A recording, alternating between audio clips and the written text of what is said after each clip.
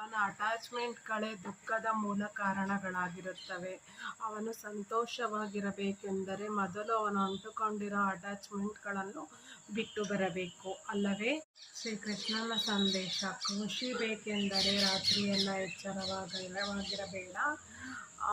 ಶಾಂತಿ ಬೇಕೆಂದರೆ ಹಗಲಿನಲ್ಲಿ ಹೆಚ್ಚಾಗಿ ಮಲಗಬೇಡ.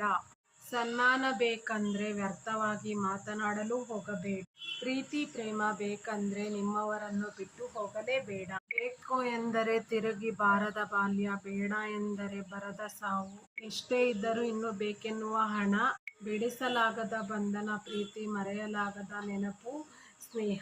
ಯಾವ ಆತ್ಮದಲ್ಲಿ ಹಿಂದಿನ ಜನ್ಮದಲ್ಲಿ ಸಂಬಂಧವಿರುತ್ತದೋ ಅದೇ ಆತ್ಮದ ಜೊತೆ ಈ ಜನ್ಮದಲ್ಲಿ ಸಂಬಂಧ ಬೆಸೆದಿರುತ್ತದೆ. ಇಲ್ಲವಾದರೆ ಇಷ್ಟು ಜನಸಮೂಹದಲ್ಲಿ ಯಾರು ಯಾರನ್ನು ಬಲ್ಲರು? ಹೃದಯದ ಮಾತು: ಪತಿಗೆ ಒಳ್ಳೆಯ ಪತ್ನಿ, ಪತಿಗೆ ಒಳ್ಳೆಯ ಪತಿ ಜೀವನದಲ್ಲಿ ಬೇಕು ಎಂದರೆ ಅದಕ್ಕೆ ಅದೃಷ್ಟ ಬೇಕು ಎನ್ನುವುದು ಆಟವಲ್ಲ.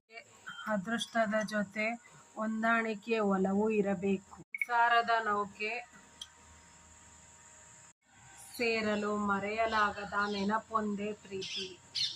ಏನಂತೀರಾ, ಅಲ್ಲವೇ? ನಾನು ಅಂದುಕೊಂಡಂತೆ ಇಲ್ಲಿ ಯಾವುದು ನಡೆಯಲ್ಲ. ನೀನು ಅಂದುಕೊಂಡಂತೆ ನಡೆಯುವುದನ್ನು ತಡೆಯಲು ಅಂಥ ಶಕ್ತಿ ನನ್ನಲ್ಲಿ ಇಲ್ಲ.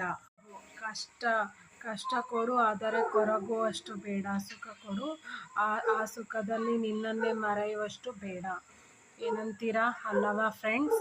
ಸೊ ಇದೊಂದು ಮಾತನ್ನು ಹೇಳಿ ನಾನಿವತ್ತು ಸೈನ್ ಔಟ್ ಆಗ್ತಾ ಇದ್ದೀನಿ.